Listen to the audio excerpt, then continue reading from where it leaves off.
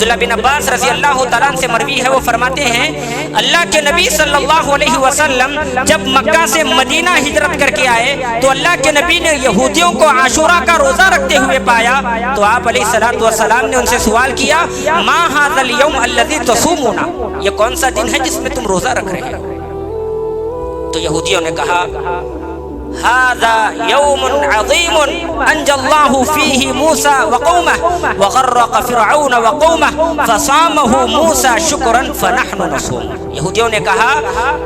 اللہ کے نبی صلی اللہ علیہ وسلم سے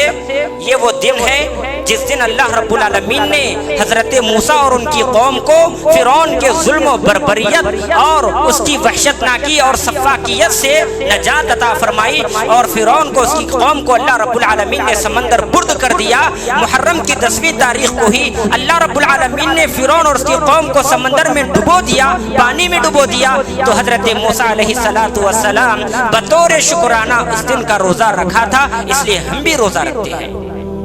تو اللہ کے نبی صلی اللہ علیہ وسلم نے بیان فرمایا روزہ رکھنے کے معاملے میں ہم تم سے زیادہ حقدار اور موسیٰ سے زیادہ قریب ہیں، لہذا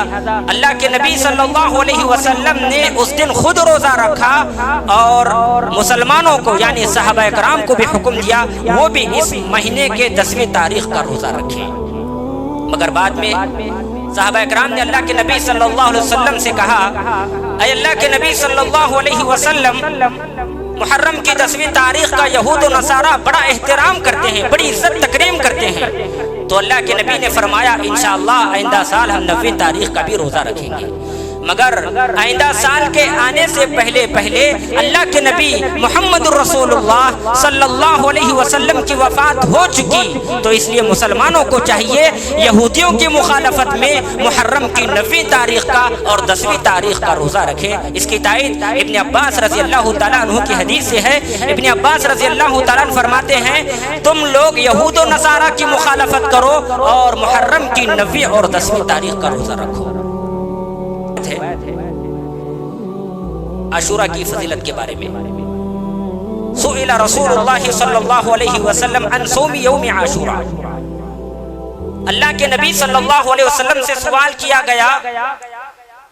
اے اللہ کے نبی صلی اللہ علیہ وسلم عاشوراء کے روزے کی فضیلت کیا ہے؟ تو اللہ کے نبی صلی اللہ علیہ وسلم نے فرمایا ان یکفر السنۃ الماضیہ، عاشوراء کا روزہ پچھلے 1 سال کے گناہوں کو ختم کر دیتا ہے، مٹا دیتا ہے۔ یہ عاشوراء کے روزے کی فضیلت ہے، لہذا اس موقع پر مسلمانوں کو چاہیے وہ عاشوراء کا روزہ رکھنے کا اہتمام کریں۔